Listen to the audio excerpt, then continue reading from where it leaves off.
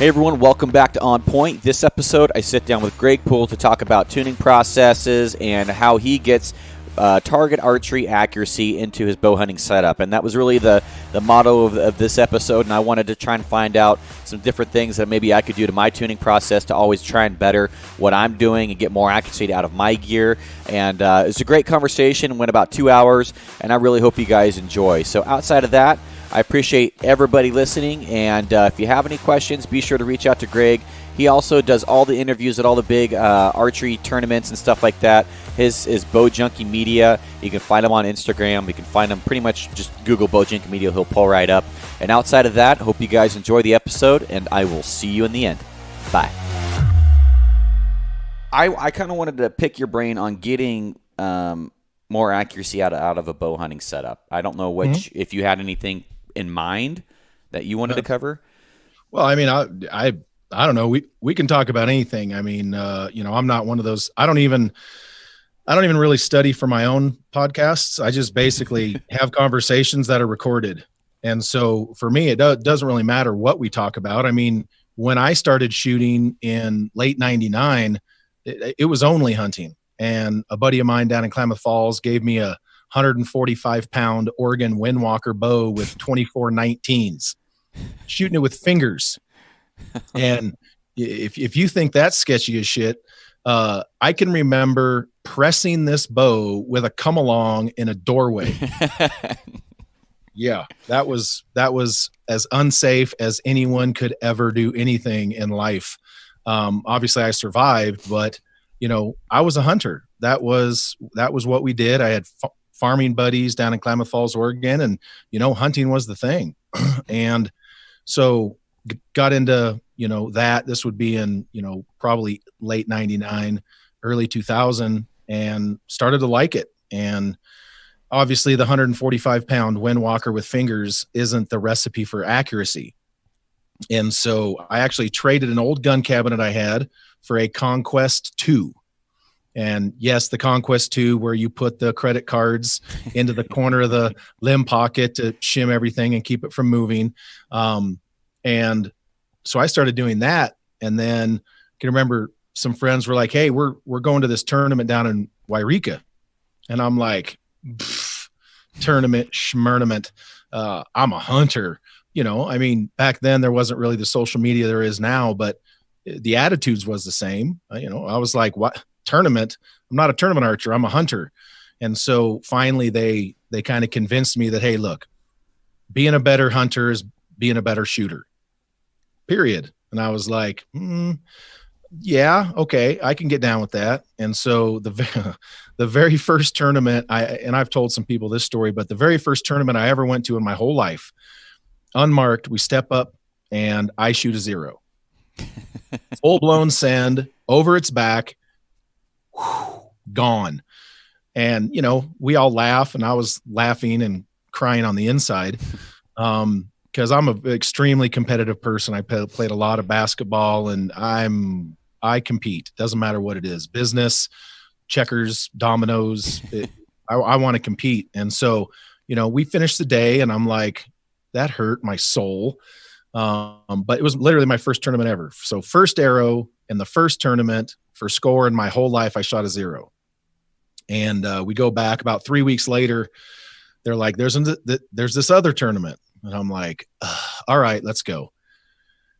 First arrow, I'll never forget it like it was yesterday. It was one of the, back then it used to be called a Critter Factory, the targets they shoot in Reading, and now it's Phil Ragland and his family and stuff. And I was first up. It was a grizzly on all fours. And man, I studied this thing like you couldn't imagine. And shooting pins, drew back, had the old Fletcher release, the old hand finger wrist rocket. And man, I remember bearing down, and I sent it, and that bitch hit the dirt about 4 yards in front of the target. And I literally, no one spoke this time. Like literally no one spoke because they could see I wanted to rip trees out of the ground. And I literally remember turning around and I told these guys, this is rubbish.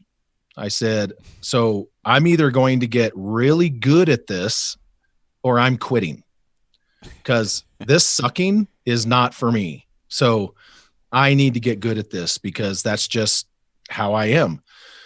And so, I was really blessed. And, this is something that I think a lot of people take for granted, is the archery environment that you come up in. And I don't, grow up is one thing, but dude, I didn't even start shooting a bow till I was 30. Really? So yeah, no, I was a product of the 70s of a single mother. I mean, yeah, there was no guns, there was no arching, there was just getting in trouble. And so, I was a latchkey kid, and yeah, that's what it was, man. My mom was in college and doing her thing, and it was the mid to late 70s, and that was the cards we were dealt. And so, but I was really blessed because in the town where I lived, there was a great archery shop, AMA Archery, ran by Maurice. Everybody up there in Oregon probably knows who Maurice Audet is from AMA Archery. Unfortunately, he just closed his shop down there. But I had Alan Ruddick, who was one of the most talented shooters I ever saw. He taught me a lot. I had Bob Gentry, the only compound finger shooter that I watched regularly shoot 300 Vegas rounds and 60X 5-spot rounds with fingers and a compound bow. That's a level of tuning you can't even imagine. The Neelys, Tom and Thomas Neely. I became friends with Cabe Johnson over at Spot Hog, and then started shooting all that stuff with Gary Curl and Sean Lakin and Ben English. And I mean, dude, we pounded. I mean, we hit it hard. And so I was very blessed to come up around people that knew so much about archery. And immediately I remember I remember and I know people are going to be like, I can't believe you took that shot. But I remember once I started learning the intricacies, or I call them the intimacies, because once you come to understand them, it really makes your relationship with archery more intimate, because now you feel more of a connection. And I remember once I started really learning this stuff, and I would literally detune stuff just to see what it would do. But I was hunting in just outside of Klamath Falls, and man, I had hunted my ass off all morning. I was a hot, sweaty, stinky mess. Went back as I'm walking back to my rig at like 11 a.m. after hunting for 5.5 hours. There's a mule deer standing there looking at me, and I'm like, you asshole. And it was 49 yards. I had the whole, I don't know if you remember the big giant Bushnell rangefinders. I had one of those, and I ranged him at 49 yards head on, and I shot him right down the esophageal hole. It was a frontal shot, 49 yards, and I shot, and it literally went in that hole. And right up to the knock, turned around, ran, and I got to watch him do the flipperoni. And it was that moment for me where I was like, holy shit, being a tournament archer absolutely makes you a better hunter. And from that point on, I started upgrading my hunting gear so that I didn't feel like I was being hindered by, my equipment. And, back then, I mean, look, in 2000, followaways, that's cute. We had the tusk rests with the two spring tongs. Yes, exactly. Meshing with tension and, messing with the angle and all that. And so, I mean, there is so much that a hunter, and look, I'm not saying that every single person listening that's a hunter, needs to go to a tournament or they suck. That's not the case. But if you look at some of the most legendary hunters we've ever had in our sport, in our industry, and our sport is a sport, and our industry, I mean, Randy Omer is one of the best 3D guys ever. He's not bad at hunting. Darren Collins, he's won a lot of professional tournaments. He's now a senior. He's getting ready to double up. He's getting ready to do the 28 with a bow for the second time. I'm not sure what you're referring to there. I'm not. What do you mean there? So the Super Grand Slam is killing all 28 North American animals with a bow. Oh, the Grand Slam. I know what that is. And not a lot of people have done that. Darren Collins is almost getting ready to do it for the second time. That's insane. Right. And he's the most low-key, he is just the biggest low key gangster you will ever. He's the man. And then you look at guys like Levi Morgan. Well, obviously being the GOAT of 3D, he's a great shot. He's won Reading, indoor nationals, etc. So for me, it was one of those things where I immediately started recognizing that whether you want to consider yourself a target archer, whether you want to consider yourself a 3D guy or a spotty or whatever, practice makes perfect. And the one thing that a tournament allows you to do, and it's not equal, of course, but you can do everything you want at home, but it doesn't prepare you to shoot that animal, hence buck fever. And it most certainly doesn't prepare you for being on the line in Vegas when they say first arrow for score. And literally you can audibly hear 1,000 butt cheeks slapped together. I mean, it is a different kind of thing. And so that pressure, whether it's in Vegas or Reading, even local tournaments, whenever there's something on the line, that pressure is the most direct correlation to buck fever. And so the knowledge of knowing how to tune your bow and execute the cleanest shots is going to allow you to more humanely harvest whatever animal it is you're going to go after. Well, I know. So did you kill one your first year, a buck your first year ever picking up a bow? Hell no. How many years did it take you to get it done? It was the second year. Okay. It was the second year. We won't talk about how many arrows I lost the first year. Same boat here. Yeah, it was plenty. And so, that was the whole thing was, no, hell no, I didn't kill a deer my first year. Absolutely not. Not even, it was not even close. I mean, I don't think I came within, literally, I don't think I came within 8 inches of killing a deer. Because I was just, let's be honest, I was just getting into it. And while I had this 4-pound, 10-inch Bushnell rangefinder, you're not strapping that to you in an effective manner to get out. I mean, you damn near need an SKB case to carry it. Right. And so it was literally trying to judge yardage without knowing what the hell to do and shoot at it and miss a lot. And that is, that was what hunting was back then. Now, once I decided, once I whiffed on my first ever arrow for score and my second tournament first ever arrow for score, I had worked for the railroad at the time. I was an engineer. And so when I would stop my train, I'd set the air, whatever, tell the conductor, honk beat me 3 times on the horn when it's time to go.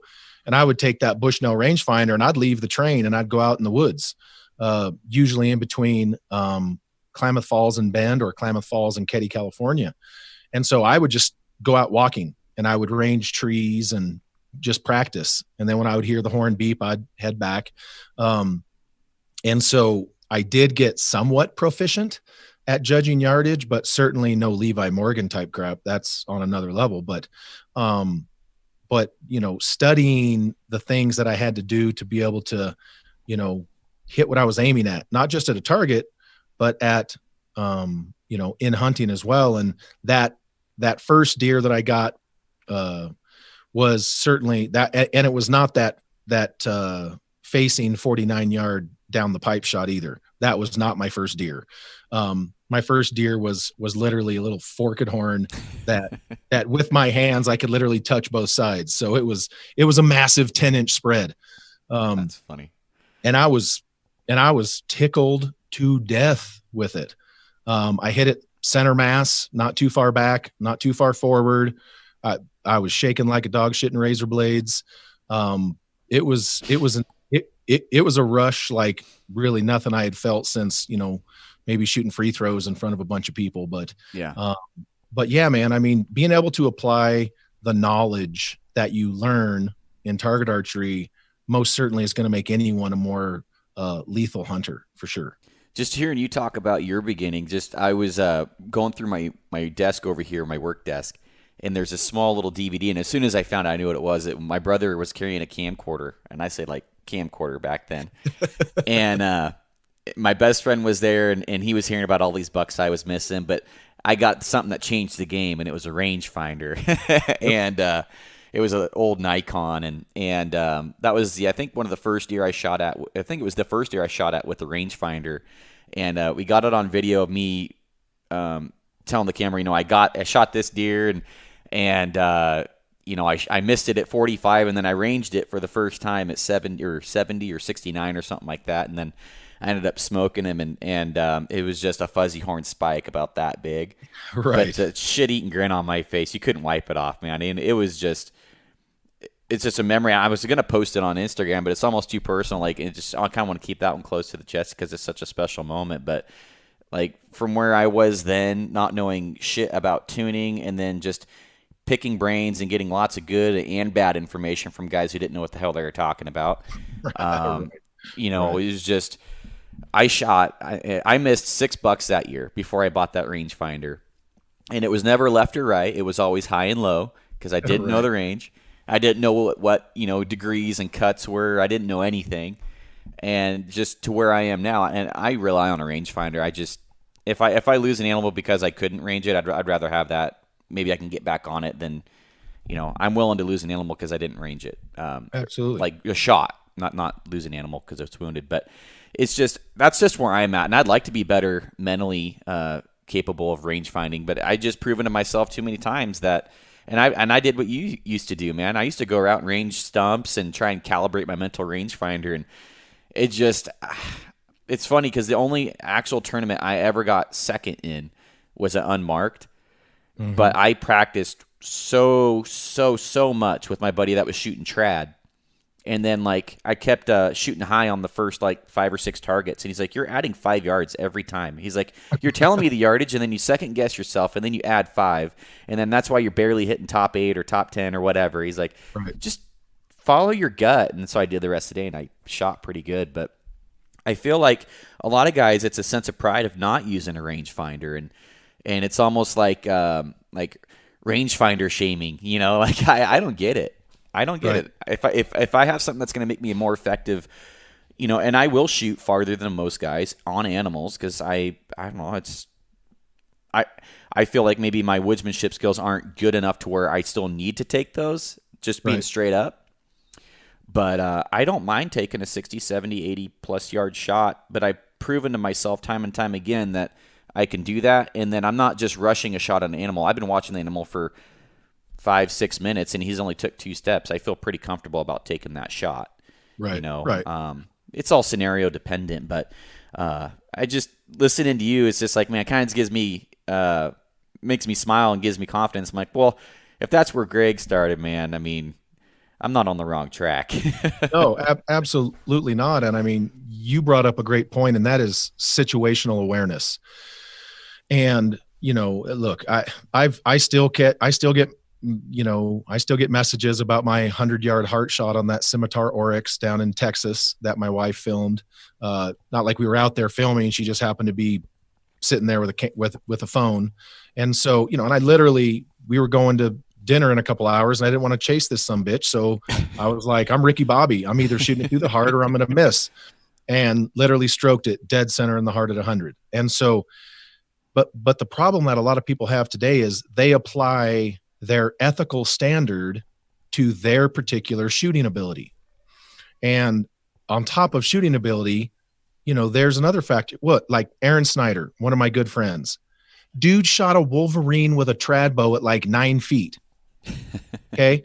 I'm never going to be sneaky as Aaron Snyder, ever. Aaron could pull out his upright bow and shoot some at 100 yards like me. I'm not sneaking up on stuff to 9 feet like Aaron Snyder. That's not me. That is, one, I'm 6'7", 265 pounds right now. And that's not how I'm built. And so, but as these people apply their standards to everybody else, it's like, look, I got a big Ford truck. It'll do 130 miles an hour. I am never going to drive that truck that fast. I'm not. It's just because it can doesn't mean I should. And that's literally the way I feel about, some of these people with just because your bow will shoot that far doesn't mean you're good enough to shoot that far. And Do I look down on someone if they want to sneak up to 10 feet? Nope. Do I look down on someone who is going to take a 100-yard shot? Nope. But it all comes down to situational awareness. Do you think Aaron Snyder would have snuck into 9 feet on that Wolverine if the Wolverine was looking at him the whole time? Hell no. The only reason he did that is because he could sneak in that close and it didn't know he was there. Well, for me in that Scimitar Oryx, that sumbitch knew I was there and wouldn't let me get any closer. So guess what? Full send. Situation was right. There was no wind to speak of. It was point on, no bubble. Everything was perfect. And so, but in today's world, it just seems like, people want to project their limitations onto other hunters. And I don't necessarily understand that, simply for a couple reasons. Number one, you don't know their true shooting ability. You don't know how good their equipment is tuned. You don't know how much they've practiced at that particular distance. You don't know the situational awareness aspects of what happened in that moment. I'll put it this way. There's more evidence out there of people missing at 20 yards than there is 100. So now what? I mean, a lot more people miss at 20 than miss at 100, because generally speaking, the guys that shoot at 100 know they can generally make that shot. And yes, animals can move at 100, animals can move at 20. So the whole argument of, well, what if the animal moves? Okay. And what if the tree you're in blows a little bit and you shoot it in the butthole? Then what? So there's always those what ifs. But for me, just like anything else, I consider this my trade. And, while I was never the professional that was cashing $20,000 checks, that wasn't my calling. And like I've always told people, if I could shoot a bow as good as I could tune a bow, I would have been cashing big checks, but that wasn't my role. That wasn't my calling. That's not to say I sucked. I was certainly above average, but I'm not Levi and Jesse and those guys. That wasn't my lot in life. And so, as we as an industry and we as a sport, see these people that try to project what they feel and what they think they know onto other people, it's harmful, and they don't ask the questions. They just say that's unethical, but they don't know the whole story. And so for me, that's kind of right. An important aspect. I mean, I've certainly, don't get me wrong, I've been in hunt camps with people that have 4 different kinds of arrows at 5 different lengths with 7 different kinds of veins. And I'm looking at them and I'm like, one, I don't even know why you're out here hunting. But number 2, please don't shoot anything past like 20 yards, because, and that's just the reality of it. And right. It's an inconvenient truth. And it's something that archers generally like to, what I call shame blame. Meaning if, like I posted a video the other day of some guy shooting in an archery shop in Las Vegas. I don't know if you saw that on my social media. Boy, this guy is drawing his bow back about 4 inches and shooting it. Not joking. An adult is drawing a compound bow about 4 inches and shooting it repetitively, time and time again. The shop owner asked him 5 times if he could help him. And this guy literally refused 5 times and said, "No, I don't need your help. I'm doing it right." And the shop owner's like, I'm fairly certain you're not doing it right, but you're not necessarily a danger to other people. It's not I've also posted videos of people sky drawing and all that kind of stuff. And been there. Exactly. So, when I say it's shame blaming, it's people will come on and try to shame people and blame them for sharing things that misrepresent and hurt our sport. And I don't know who that guy is. I don't care who he is. I didn't tag him. Facebook recognition, Facebook facial recognition didn't tag him. But that is what dealers have to handle all the time. And yet we have a constituency among us that when you point out the worst of our real life issues at archery shops and in the woods, other people want to blame you for pointing that out. And it's like, wait a second, don't kill the messenger. These dealers are having to deal with some crazy, crazy stuff. We've all seen the pictures of people coming in with the arrow rest mounted backwards on the bow and, all kinds of crazy stuff. And so, it's just one of those things where no one's perfect. I get it. But when something happens that so misrepresents our sport, I think it's important to validate what the dealers have to go through and what our sport has to go through, by pointing it out. And that's just my opinion. So how do you go about getting somebody, I don't know, corrective actions here? Because I shoot next to people all the time at the range, and around here locally, a lot of the guys watch the my YouTube channel and stuff. And so locally, like, when I go there, I'd say probably 70% of the time, like, hey, you're that guy that has that bow review or whatever. And then they'll start picking my brain and stuff. So I never really offer advice unless it's asked. I'll just do my own thing and bullshit and talk hunting and stuff. But until somebody asks me, then I typically don't offer opinions. You won't see me on forums all the time telling somebody that they're doing it wrong. Right. And I always refer to it as, there's the foundational principles, and we look at that as a racetrack, like a running track, and you have all these lanes inside that running track. Pick your lane as long as you're inside those principles. Right. And to further that, I've always contributed accuracy down to duplicating and consistency. How consistently can you duplicate what you just did? Right. Is your tune good? Yeah, that needs to be good. But as a shooter, can you consistently duplicate your shot process every single time?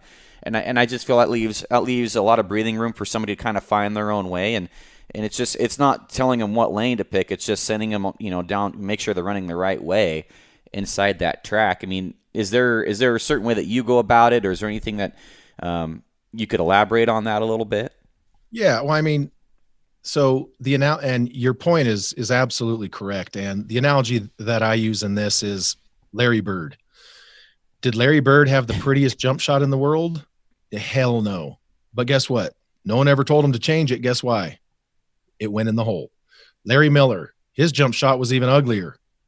Went in the hole. No one ever told him to change that. So when I see, when I transfer that methodology over to archery, Jesse Broadwater, statistically the most accurate archer in the history of our sport, for a long time shot with a super bent front arm. Anybody ever say anything about that? Rio Wild and Chris Perkins, they lean way back when they shoot. Anybody going to tell them to knock it off? That they're doing it wrong? Tim Gillingham is literally the most famous puncher in the history of our sport. He has products named the Hammer. And I can remember back in early 2000s when he used to get upset that people were calling him the Hammer. And I'm like, Tim, they're making a brand for you. Embrace it. Yeah. And his Facebook page was Tim the Hammer Gillingham. So you are exactly right. It's not so much about the form as it is the repetitiveness. Can you do it the same every time? And so, when I see people not doing something according to the textbook, I just, first of all, I look at the result. And another great example here is my homie Cam Haynes up there in Oregon. There's people that are like, oh, well, his backhand and his release hand holding it up like that and putting his finger, that's just not the right way. Well, how many animals do you see him whiffing? When he's out shooting at his yard at 120 yards, popping balloons and okay, what do you want me to tell Cam about his form? He does it the same every time. There's nothing wrong with it. Who cares? Most of them are just jealous he's able to do it without his shirt on. That's let's be honest, that's the real problem. And if I looked like Cam, I'd shoot with my shirt off too. But so, and his form is fine. There's nothing wrong with his form, but people always want to be able to give. Here you go. I got literally this story just popped into my mind. We were at, I think it was Mechanicsburg, like 5 years ago or so. And me and Spankwater are walking around practicing, and he's in his ghetto shorts and his freaking cut off t-shirt. And, you wouldn't, if you didn't know who Jesse Broadwater was, you whatever. So we're on the practice range and he's shooting, and I shit you not, the Lord strike me dead right now if this ain't true. A guy walked up. If you ever talk to Jesse, ask him about this. A guy walked up who was watching him shoot and said, "Hey, man, you'd be a lot better if you stopped punching that release." Jesus. And Jesse, being the gentleman, I'm like, I am made of insults at this point. Like they are flowing through my mind like the New York Stock Exchange ticker. Like I'm ready to, and Jesse's just nice as he can be is like, "Oh, okay, man, thanks. I appreciate that." And the guy leaves, and Jesse looks at me, and I'm like, "You're a better man than me, bro." Because, and it's like, so people always want to give someone advice if they think they see something that they don't do. And that's what it is. And so whether it's Larry or any of the basketball players or, any of these archers who are some of the best we've ever seen, or great hunters or whatever it may be, people always want to give advice, one, whether it's asked for or not, which is a huge problem. And number two, whether they look at the entire picture. So for me, when I see someone, doing something, whether it's a draw length issue, whether it's a D loop setup issue or a peep height issue or, a bow hand issue, I'm just naming some of the things that I will actually speak up about if asked.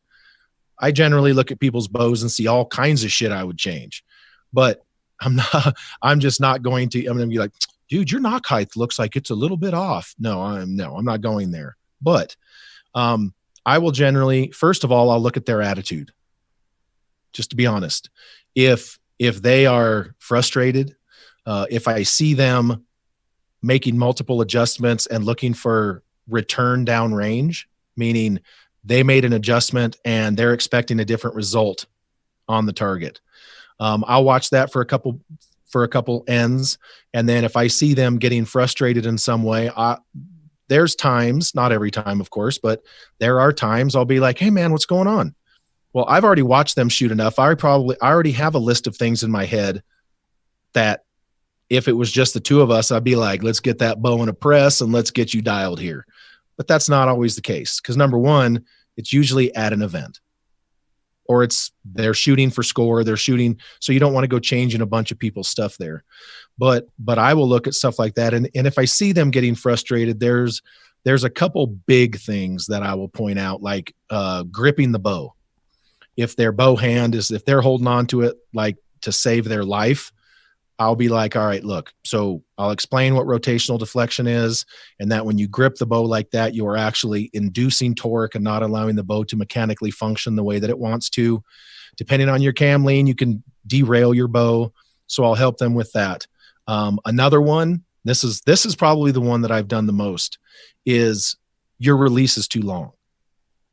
And I will generally help them because it doesn't change their draw length. It doesn't, well, technically it changes their draw length, but it doesn't change their pin gap.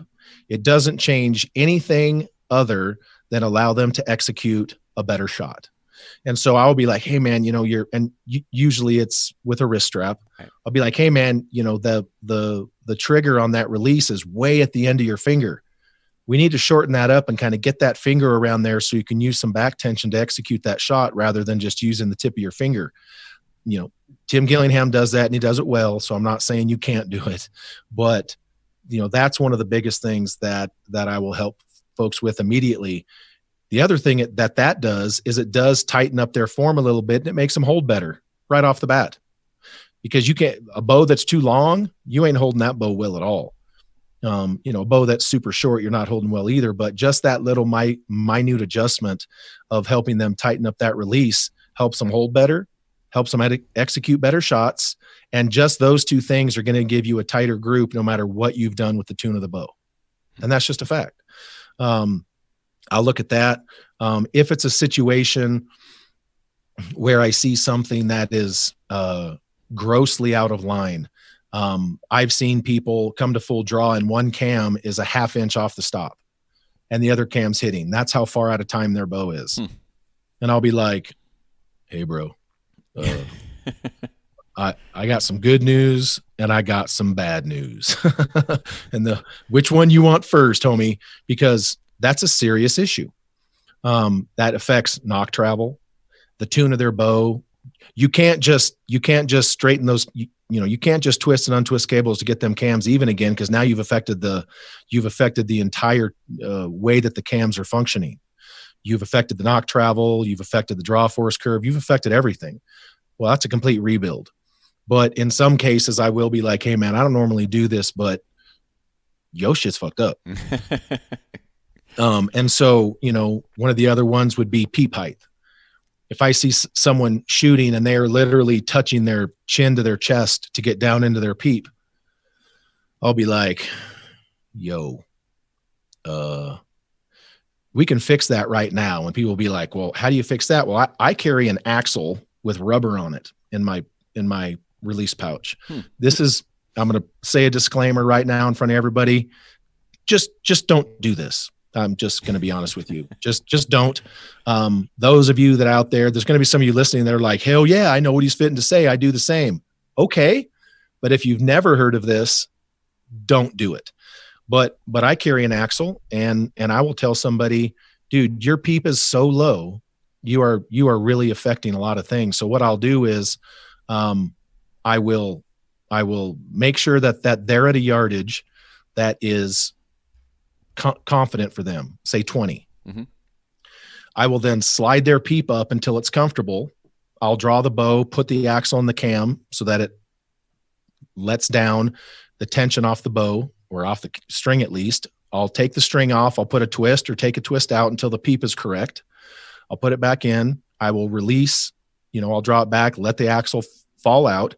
Their peep is now in a comfortable position, and they've only added or subtracted one twist in their string. It's not going to affect anything. Then I will gang adjust their sight until their 20-yard pin's back on.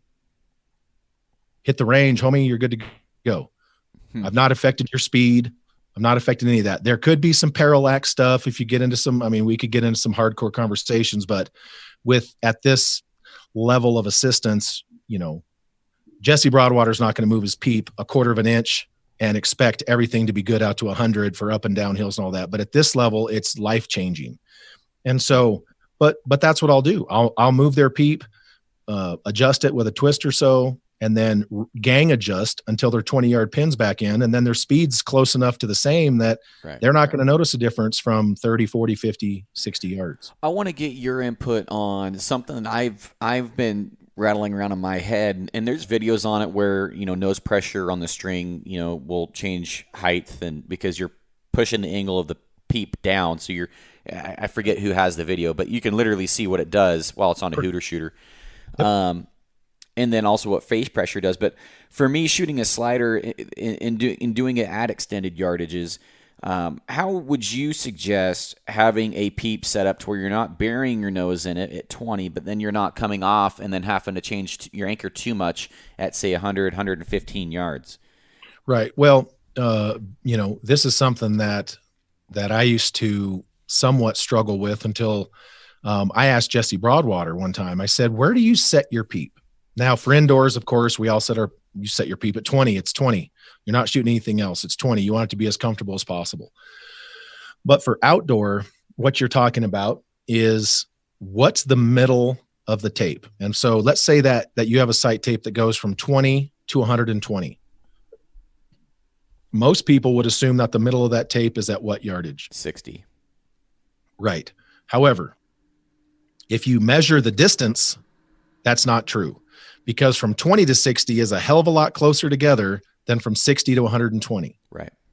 So like when we shoot field archery or redding, we will literally blind set our peep at 65, 70 yards, meaning we will go outside to that distance and we will set our sight on that, and we will draw and open our eyes and set the peep until our most comfortable static position is that yardage, generally 65, 70 yards. Because mathematically, distance-wise, you are not going to be in the middle. That's just a fact. And so what ends up happening is, and obviously at Reading, we're going out to 100 For hunting, I'll generally set it a little bit higher if I'm going to be shooting out at longer distances. But what ends up happening is when you do that, the true measured distance from 20 to where you have your peep centered for just drawing it back is a shorter amount than farther out. So what ends up happening is when you shoot something at 20, 25, 30 yards, you have to crunch down just a little bit to get into your peep, just a little bit.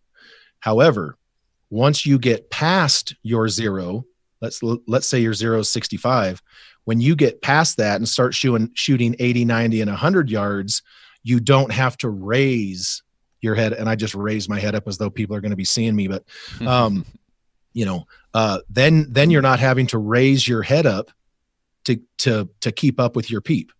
As your sight goes down, you got to raise your head up to triangulate your peep to the 100, 105 yards. So basically what we're doing is we're mitigating the amount of head movement we have to have, because you have a lot more room for. That was on Do Not Disturb. I'm not even kidding. Rookie mistake. My iPhone is haunted. Literally, it is on silent and Do Not Disturb. It's no worries. So, my apologies. So basically what we're doing is we are, at 20 to 30 yards, 35 yards, you have a hell of a lot more room for error. So we will either cheat the release up our face a little bit or crunch our head down a little bit to keep our center and execute those shots because they're closer, dots are more generous. Once you get out to, 75, 80, 90, 100 yards, there is no forgiveness. It's a much harder shot. You have to have a much cleaner execution. Your centering on your peep and scope has to be better. And so basically that's what we do. I know a lot of people that are like at Reading, they'll set their peep on 50 yards because they shoot 100. So 0 to 100, 50 yards, that's where I shoot it. And then literally their peep height has them raising their head once they hit about 60 yards. And then from 60 to 100, they struggle. And so that's the way I set my peeps. Obviously indoors it's just at 20, but that is one thing that helped me tremendously with my long distance performance was, once I got out to those distances, not having to raise my head and come out of my form to stay centered in my peep. That makes sense. And I've always wondered about that. And I've heard from other guys that have had the similar ideology where I'd rather be, more accurate at longer range and less accurate at closer range because I can make more air and then still hit the 12 or the 10, but I need more accuracy at farther range is what they're saying. Absolutely. And it's accuracy is a relative term. It's consistency. Because the bow's just as accurate and you're just as accurate. But if you can't consistently repeat your form, just like we just talked about with shot execution and whatnot, if you can't consistently repeat it because you're either crunching too far down up close or you're raising your head too far up at longer distance, you're not going to be able to repeat that every time. So what we're doing is it's basically a trade-off. We understand we have to either slide our release hand up our face a little bit or we have to crunch down a little bit at 20, 30 yards, but those dots are generally more forgiving. So it allows us to be consistent there, but allows us to be even more consistent and perform better on the more difficult shots. Makes sense. I want to go into a video that I saw. This is the first time I ever saw any of your content. I think you were shooting in an office or something. You were shooting at a Vegas 3-face, and you were shooting 3 different handheld style releases, and you were showing the differences of the way the releases. Can you get into that? Because I've had my last setup, not this setup, but my last setup, I could shoot my wrist rocket and my hinge, and I didn't really have to change. There was a little bit at like 80 yards, it might have been a couple inches low difference between, but I could pretty much transfer over and get the accuracy with both releases. This year I'm not really getting that as much, but I'd love to hear what you were doing there and what your results were, because it was really fascinating for me to see the difference on just the way the claw would come out or the open release would come out. Right. So what that was I had been, this was, I don't know what, 3-4 years ago. Yeah. I don't even remember when it was, but it was a while ago. Yeah. I had been getting a bunch of questions about D-loop torque. and how important it is. And dude, I don't run a Kendall Woody, Chris Perkins 2.5-inch loop. I run a short one. Right. Me too. And for those of you wondering, I have literally watched Kendall Woody, one of the best shooters I've ever seen, shoot his bow, and his release was so long it would rotate forward and it would catch on his rest. Huge loops, but I run a small loop. So what that was I'd been getting a bunch of messages about it, asking my opinion, and so I use the same release. Now, if you go from so if you go from release to release to release, there's several factors that can cause variances: which direction the jaw opens, drag on the linkage, type of hook that it's being, if it's a single or a double, how clean the finish is, etc. So there are variables there that are unavoidable. But what I was doing was showing, and at the time it was the Jesse Broadwater Fulcrum release. And what I did is I basically shot my normal shot, and I just set the camera up in front of me, and it was just me, and it was it was through some of the empty rooms here at AAE. And so I shot my normal ugly old shot, snatched up another arrow and replicated. Of course, my hand didn't quite twist as much as Jeff Hopkins did, but I did the best I could. But I literally rotated my pinky as far to the top as I could to replicate Jeff Hopkins' style, and shot. And I'll tell you what, it was a different, the bow didn't hold the same. I'll tell you that right now. And then the last one I did was more of a pinky down or pinky straight out. So my hand was perfectly level, which almost no one truly does. And I shot the third arrow, and I'm damn near blind, so I really had no idea where they were. I knew my shot had broke a little bit low, but whatever. And so I grabbed the camera, walked down, and basically I had 3 Super X's. The Jeff Hopkins style shot, pinky up way at straight up, and then the other shot with the pinky kind of straight out were literally like in the same hole. Half shaft, 6 o'clock X, and my particular shot was a low X as well, but it had broke a little bit, but a little low. But the intent there was to tell people that if, and this is a huge if, capital I, capital F, you have your knock set and your D loop set up, and I don't want to use the word properly because there's all kinds of ways to do it, but if you have it set up in its most forgiving way, that basically I don't worry about that kind of torque because it's not going to affect as much as you would think. At the time I was shooting, I will say this, at the time I was shooting a Hoyt spiral cam, which is what I consider a charged system, meaning at full draw, that cam system has a lot more tension in it than other systems do. And for any of you that are wondering what that means, simply next time you're at a shop or around a bunch of buddies, bring their bow, whatever their bow may be, to full draw, and then grab a hold of the bow with your bow hand and just kind of rock the bow back and forth and see how loose it feels. And do that to several of these bows. And when you get to certain kinds of bows with certain kind of cam systems, the Evolve cam from PSE and the spiral cam from Hoyt, they're tight. Meaning when you go to do that, there's tension in the system so that they don't have a whole bunch of that movement.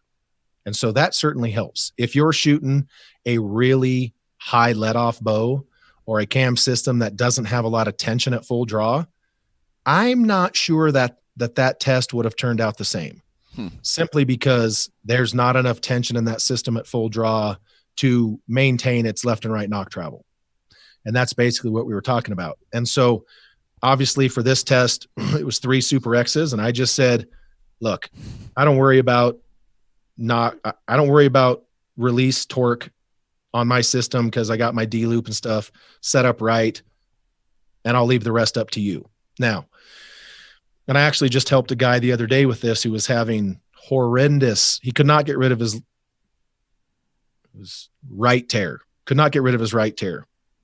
So one of the very first things I do whenever I get these questions is I tell someone, take a knock, just a knock, and put it on your string and come to full draw and tell me what the knock does. People are like, the shit are you talking about? Well, what happens is if your D loop and your knock point aren't proper, and I will say proper this time, you are inducing torque on that knock at full draw. For this gentleman, his knock was pointing damn near straight out to the left at full draw. Interesting. So what do you think that's doing to the arrow? It's pushing it that way. Bam. And so it's going to push it that way. It's going to correct, and you're going to get a jacked up right tear. And so he had a knock set top and a knock set bottom.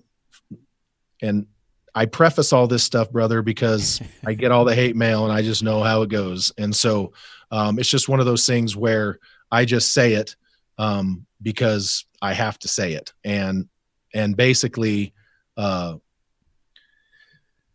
doesn't matter if you have a knock set on the top, a knock set on the bottom, or just one on the bottom, or just a loop, for all I give a shit. That's irrelevant. That's all I shoot's a loop. Yeah. So now once I figure out my tune, I will generally tie a knock set on the bottom in case my loop ever screws up. I don't lose my tune. However, so what I told this guy to do is I said, you just take a razor blade, don't fuck up your string, and cut off that top knock set, and then slide the top of the loop down and do that test again. And he did it. He had to slide the top part of the loop up and down a little bit, but he got to the point where in his draw board, he could draw it back and the knock stayed straight the entire draw, the entire cycle of the draw. So now he's not inducing any axis torque, up or down, left or right. He's not inducing any torque onto the knock during the draw cycle. Therefore, he's inducing less issues to the arrow as it's being fired. And it took care of about 3/4 of that right tear. That's crazy. Well, so, I mean, back when I started shooting bows and you had those alligator prongs that you're talking, I was shooting a PSE Carroll intruder with the just the old spring-loaded prongs. And knock pinch would float your arrow up off the prongs. And so, obviously yes, it has a huge effect, and that's before I knew anything. So, and that's because I'd shoot axis, and then I'd break all those, and then I'd put a beaming on there and just a larger diameter, right? So, right. And that's when you'd have to put your finger and just keep it there until you're at full draw and let it rip. But I actually messed with mine a little bit this year because I was having some tuning stuff, and I was working my way through it, and I was just checking all my stuff, and then I'm like, okay, these I bought aftermarket nocks for the arrows I was shooting, and they were just a little bit different than the nocks that came on the arrow. And that seemed to be part of the issue. And so I needed to widen out my D-loop a little bit. And I've had instances, and maybe I do need to start using a bottom knot or a top knot or whatever, because I've had instances where this was the last straw that broke the camel's back for me getting into tuning and working on my own stuff. Was I missed an elk about a foot high, and I had a perfect hold on this elk. I'd never been steadier. 280-inch 5-point ivory tip, just nice, drooling over it, and I still see it there. And I think it was 60 yards, and I had it right where I wanted to hit, and that arrow went about that far over his back. And I'm like, what the hell? And about every 15 shots, I get back to camp, every 15 shots, I'd get one that would float about that high. And then I'm like, all right. And it took me about an hour, and then I grabbed my D-loop, and my bottom was moving. And then on that one I shot that elk, I must have pushed the knock down on the bottom and just anchored low. And just, it's like if I would have had some sort of knot on the bottom, maybe that would have prevented it. Well, right. And so, I will usually put on just a loop for all of my tuning. For all my tuning stuff, I will just put on a knock in case I need to slide the entire system up or down. But once I get my bear shaft, and that's something I can get into as well, as not just the bear shaft tuning, but, everyone talks about bear shaft tuning, but that is, paper tuning is macro tuning, bear shaft tuning is micro tuning, and line tuning is super tuning. So bear shaft tuning is not even the end all be all for a lot of us. It's just one of the steps we take, and we can get into that if you'd like, but, yeah.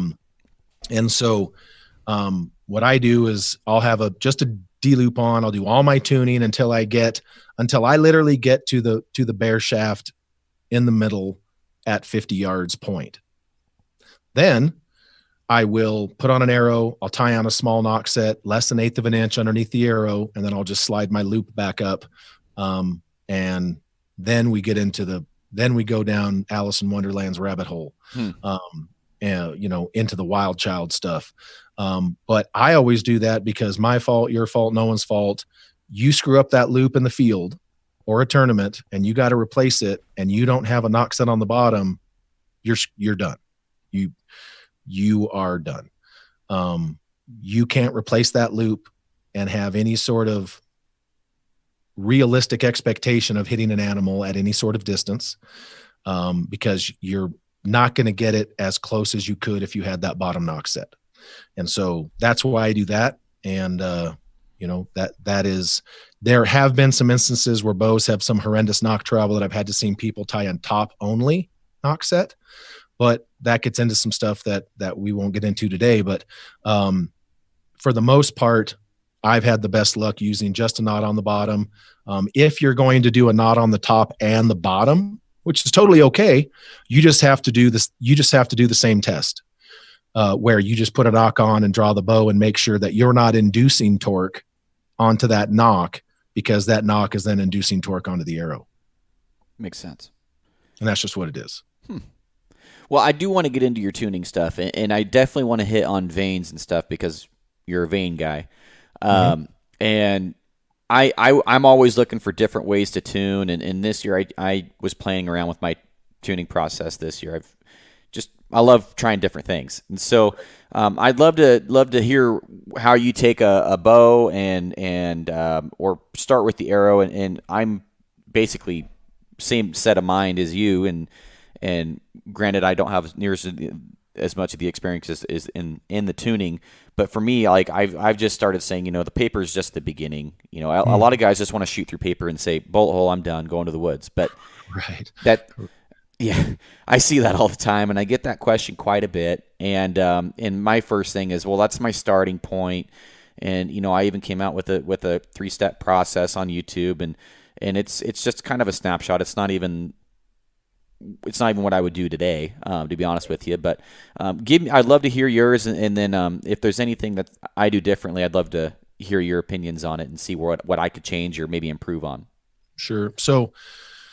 So for me, when it comes, it's no different than someone who is competitively shooting. And when I say competitive, I'm talking about hunting and target, because I build those bullets the exact same. I tune those bows the exact same.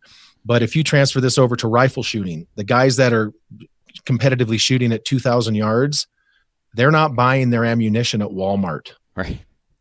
At all. Their ammunition is the most finely tuned projectile that they are humanly possible of making, from the casing to the primer to the powder to the bullet itself, making sure everything's concentric. They are doing things most people would never even dream of. But that's why they hit stuff at 2,000 yards. So for me, whether it's hunting or target, the first thing I will do, and let me say this, I don't give a shit about a grain or two. If you're dropping pieces of paper down inside your arrow and you're grinding on point so they're all within 1/10 of a grain, good on you if that's what you got to do. But I'm going to tell you something right now. 3 grains at 50 yards goes in the same hole out of a hooter shooter. What now? So that's it. And so if mine are within a grain or two, I'm Gucci. That's fine. It means it's not going to affect a damn thing. And so I will take my arrows. I'll weigh them all to make sure that they're all relatively close. I will then spine test all of them on a RAM spine checker. It's not to AMO standards, but I don't care if it's to AMO standards. I have literally, not with my Eastons, but previous company, I would find arrows that were 100 spine off in my dozen. Really? Yes. Even with like a axis? No, not Eastons. I've never found this with Eastons. Okay, because I'm jealous because you have the RAM. I'm getting one of those. It's on my list, and I'll be doing a huge experiment here later. And I want to incorporate the RAM into my arrow building process because I feel like that would save me a bunch of time. But it does. No question. No question. I got to get one. Yeah. And so I'll weigh them all, make sure everything's fine. I will spine check them all to make sure I don't have any anomalies. And like I said, with Easton's, I've never found an anomaly. Prior to Easton, I found a lot of anomalies, up to 100 spine. Weighed the same was 100 spine off. Well, that arrow goes in the trash. That arrow is not, that's a coal arrow. That's not even a rabbit arrow, because my dumb ass would grab it on a world-class animal, and yeah, no, it's not happening. So once I spine check all of them, depending on, like with the axis, I will then check straightness. I'll check straightness in the middle, which is usually perfect. I mean, let's be honest. It's easy to get an arrow straight in the middle. One thing for your listeners to understand is when you buy an arrow that's, say, 1/1000th, first of all, that's checked with a laser down the middle. Right. So when you're checking it with a ram, it's actually 2.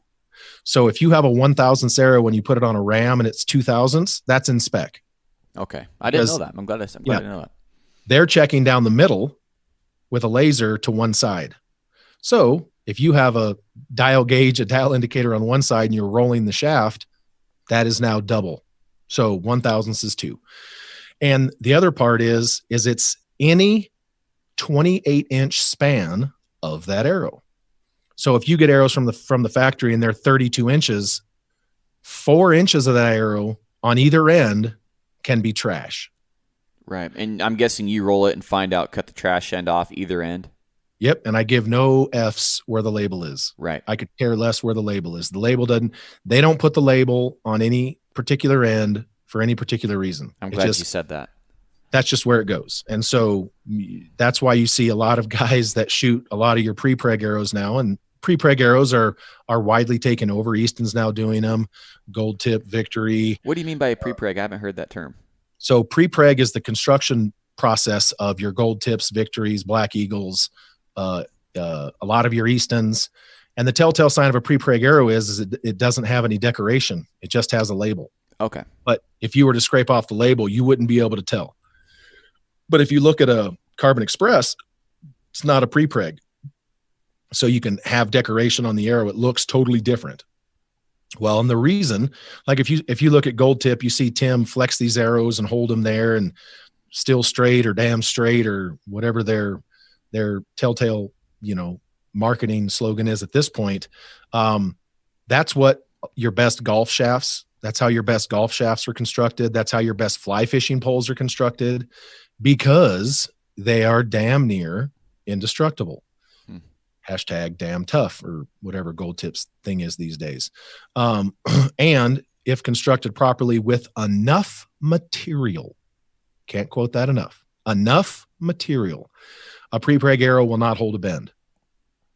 Hence why some brands of those arrows run super stiff and super heavy. That's why you can put them in a press and hold them bent for a day. Makes sense. So pre-preg is it's tough. It's crazy tough. But you do run into some issues with spine variances, and spine lumps. Like you can take a lot of pre-preg arrows and put one end on your leg, hold the other end, bend it in the middle and roll it, and you will be able to feel the lumps on your leg. And so, but that is widely becoming the most common practice. And there's a lot of, let's just put it out there. Victory and Gold Tip are made down in Mexico. Nothing wrong with that. Easton is making the only pre-preg arrow in America, period, end of story. And a lot of the other ones are pretty much coming out of factories in China, or factory in China. Frank, it's not his real name, I don't think. Anyway, and so, but that is the preferred method there. So yes, I will, if I'm shooting an arrow like that, whether it's an axis or whatever, I'll check the middle for straightness, and then I will check the whichever end up to 4 inches is the straightest for the knock end, because the knock end is the propelling end, and that end is the most important for straightness and concentricity, because that's the end being propelled. You can straighten out broadheads and spin inserts to get the front straight, but the knock end is super important. And so once I figure out where I need to cut front and back, I'll mark them, and then I'll go back. And it's a tedious process because you don't just get to set it at 31.5 inches and zit, zit, zit, zit. Right. You gotta you gotta set it up for this cut and that cut and spin it and flip it and this cut. And then I'll move around the ram indicator, and then I'll check everywhere I cut to make sure everything's good. Then I'll use the G5 truing tool, or actually, you want to know what works really good is those little sanding blocks that come in all the Easton arrows. I've got, I don't know how many of them, 50 of them in my room. Those work so good. Mm-hmm. I've got one actually glued to my table. Yes, exactly. Yeah. Exactly. That's exactly right. That is exactly right. And you, just as long as you keep the arrows straight, yep. It works. That can be a big if sometimes, though, especially if you're drinking a beer. Right? Exactly. And so, but that is a great, and it takes off a little bit more material, so it's a little quicker. It does. The G5 one, probably a little more precise. It's a pain in the ass, and I feel like it's too short because my thumbs start hurting after a while. And right. Yeah. Well, I drilled a hole through the middle of mine, and I drilled it to the table so it doesn't move. I need to do that. Yeah. And so, actually, I got another one for you. I have the so it sounds like you probably use a Pine Ridge spinner. I use the Ram. The Ram spinner and everything. Oh yeah. Okay, so I have the Apple one. It's not as good as the Pine Ridge, and it's like 3 times the cost. And but you can take one of those biscuits, those sand biscuits. You can put it against the end of the screw bearings, where you roll the arrow, and it's square. And then I just square it like that. And sure. it is freaking slick. And I've actually wanted to make an arrow spinner that has an attachment where you can put the biscuit on there and then just. There you go. Oh man, that would be slick. You can have that one if you want it, but it's one of the million little ideas I've had. But exactly. Yeah, that's just funny because I've done that same shit. Yep. And then so once I get that done, I will move to the knock end. And generally speaking, depending on, for hunting, I like to just use a knock in the back of the arrow. I don't like to use a bushing. That's less work for me. Yes, you will tube arrows way easier, but when I get my hunting bow dialed, I'm generally not shooting groups anyway. Same here. But it's hard to tube an arrow when you're shooting at a different bullseye. Exactly. And so, or unless you made a big mistake. Yeah. And so, right. So I'll get the knock end dialed first. If it's an X10 or a target arrow, indoor arrow, I will swap around the Ram, and I will generally take, like if I'm using X10s, I'll take 3 dozen pins, and I'll put them in a big pile for 1 dozen X10s. And I'm not saying I use them all because it's a plug and play thing. A pin knock adapter that doesn't work in one X10 might work in another.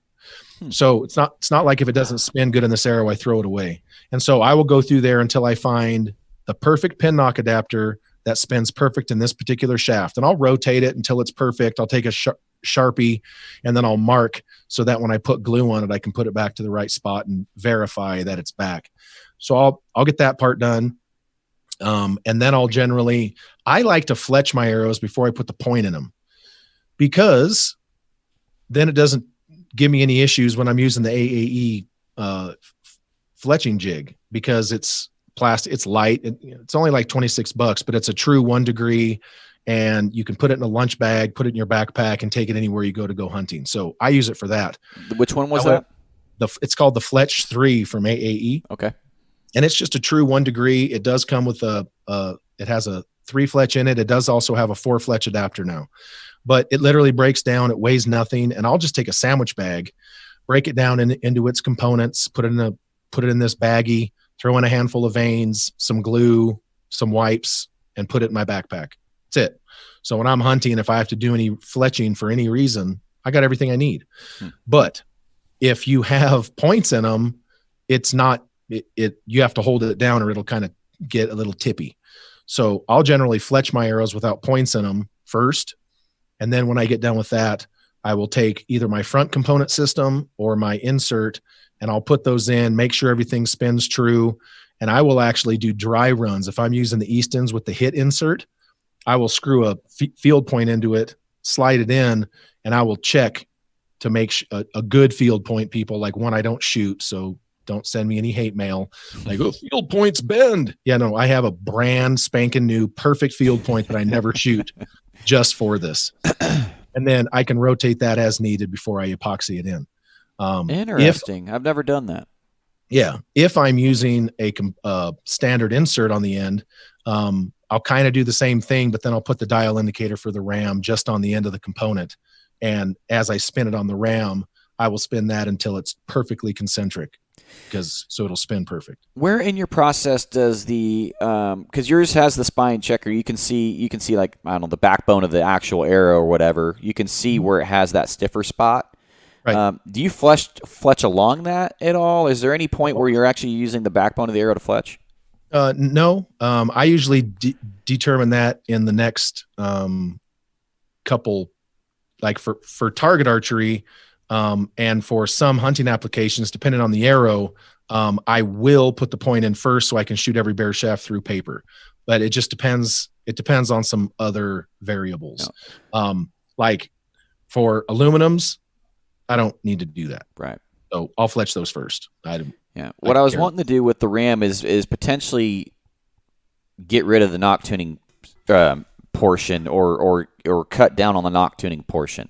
Not going to happen. See, that's what I was hoping would happen. Nope. It's just so time consuming. Yes, it is. What the ram allows me to do is cull arrows before I have to waste the time shooting them. So I out of an axis, I may have one or two. I'm on average that I may cull, and with my better building process, when I do really take my time, I might have one. Right. Okay. On the axes with the match grades, I'll usually have one or two that I'll take a Sharpie and I'll just mark a line on the label. I've never had any bad ones that I couldn't make work, but they just fell a little bit outside of my personal spec. But I'll get to that kind of at the end. I usually end up getting them to come in once I start knock tuning and doing some other stuff. So once I get that done, if I'm going to shoot every bear shaft through paper, obviously I won't fletch. I will put in the points, inserts, and I'll get that dialed. Then I'll go to paper. And as far as paper goes, here's my thing. When everyone goes, got a bullet hole through paper, I'll be like, at what distance? So for me, it would probably be about 9 feet to 6 feet. 7 yards. That far away. That's where your tear is the worst. Really? Yes. I did not know that. You can have a bullet hole at 6 feet and you not have a bullet hole at 7 yards. I saw a video one time, and I want to say it was Dave Cousins, but you probably know the video where the guy says it close to the paper tells you about your bow, farther away from the paper tells you about your arrow, and he's a professional archer. He shoots at 2 different ranges through paper. Do you know who I'm referring to? I don't, but he's not wrong. But I prefer I build my bullets for how I build my bullets, and then I tune the machine, which is the bow, to shoot that bullet how I want. Very rarely have I ran into a situation where a twist in a cable here or there, or shim in a cam here or there, doesn't work more effectively than cutting 1/4 of an inch or a 1/2 inch off of an arrow. That's just what's worked for me. Everybody has different methods. I'm not saying that doesn't work, but that's not how I do it. I build the bullet to be exactly what I want, and I go from there. I will, like, of course, 15 years ago, I built up freaking 16 arrows, 4 of them with 1 grain point and 4 of them with another, and 4 with the same point but a 1/2 inch shorter. I built a whole bunch of variations and then just mixed them all up and stood there shooting in Klamath Falls at 100 yards for like 5 hours. And so I've kind of gotten to the point now where pretty much just know where it needs to be. Like when someone messages me and goes, I got some 27-12s. What do I do? My draw length is this and my poundage is this. And I'm like, 31.5 inches, 250 up front, 4-inch vein. Like, oh, is that a good build for me? What do you do? And I'm like, nah, dude, that's what everybody does. Steve Anderson has borrowed Mikey Slosher's 27-12s and they're built the exact same. Really? That is the pro build. Some guys may run, what's up, doggy dog? You have a dog behind you, by the way. Yeah. There's 2 more back there too somewhere. And so, but that is just the most common build. Some people run more point weight. This is for a 27-12, folks, not a carbon. And so I will then go to paper, but 7 yards is where your tear is the worst. So a lot of people will be like, well, I got a perfect bullet hole through paper. Well, where at? Well, right in front of the paper. Cool. Step back to 7 yards. And then they're like, what? well, that's where your tear's the worst. Good to know. If you get a bullet hole through paper at 7 yards, you're going to have a bullet hole through paper the entire way. And that's just what it is. And so, so I will generally do that, and I'll shoot them all through paper, not necessarily to tune for a bullet hole, but I will then rotate nocks to make sure they all tear the same. Whether it's generally I come close anyway, but if it's a little high left tear, I don't care at this point. I just shoot them all until they all tear the same. And I'll rotate until they tear the same. Then I'll go fletch, leave one bare shaft. And so then I'll come back and I'll take the bare shaft and I will generally tune it at 7 yards till I have a pretty decent tear. Then I'll go to the range. I'll sight in at 20 yards with a fletch shaft, and then I'll shoot that bare shaft at 20. And it's, for me, it usually ends up decently low right. That's just, it's a little bit too much of a high left tear, but here's the thing. You can have a bullet hole through paper at 7 yards with a bare shaft, and that bare shaft might still not hit the middle at 20. You can adjust that bare shaft to hit the middle at 20 and go back to paper at 7 yards and still have a bullet hole. So at what point are you worried about the angle of the because a lot of guys and I did this year where I just shot into a Reinhardt and one fletched one and then just got let's just say, and for guys I'm pointing in two slightly different angles, and that's the way that the arrows are going in. Are you doing that process at all? Like comparing your bare shafts to a fletched and then yes, absolutely. It needs to be in the target straight. Right, correct. I didn't know if you ever. I don't know. I didn't know if that was part of your process too, or if you had already taken care of that in your last step. Yeah, no. So what I'll do is, like, let's say that I have a low right bare shaft, which is going to be indicative of a high left tear, but I still have a bullet hole through paper, but my bare shaft hits low right. So the paper is not showing you, hence the macro.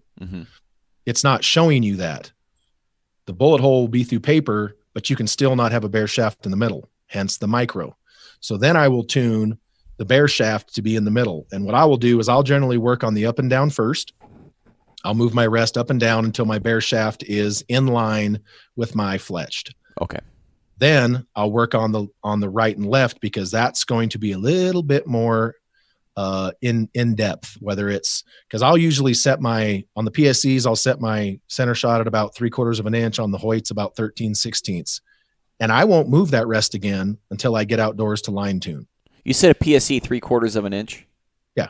Okay, because that's about right where I was this year, and I started off at 7/8, and then I just kept getting farther inside, and I was like, okay.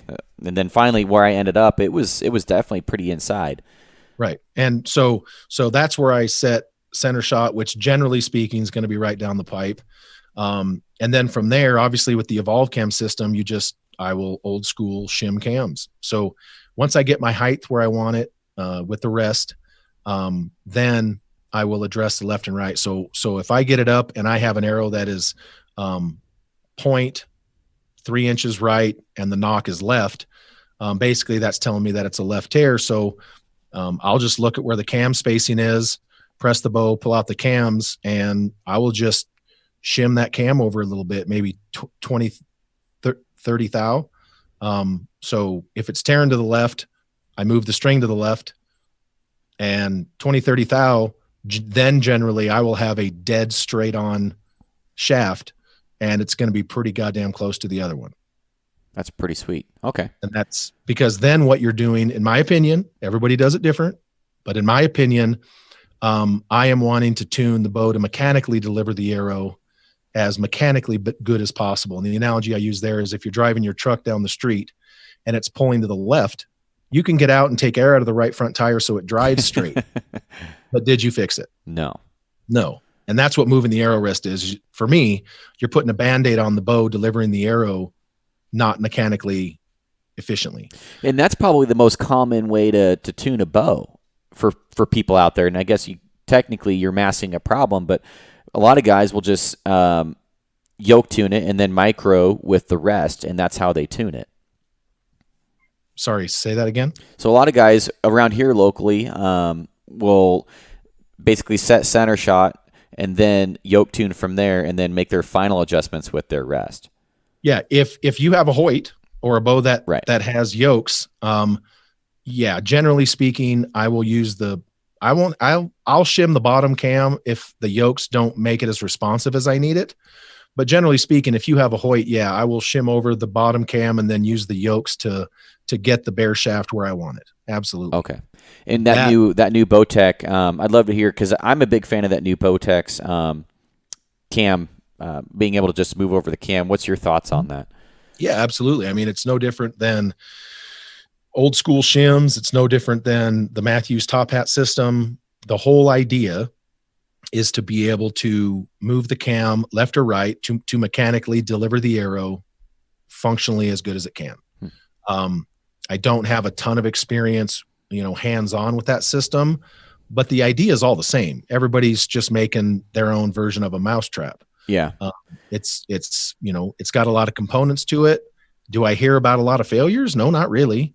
And so whether you're going to press the bow and use shims, whether you're going to use a Matthews top hat system, whether you're going to use Hoyt's yokes, whether you're going to use Bowtech's drive, the cam that drives left or right, it's all doing the same thing.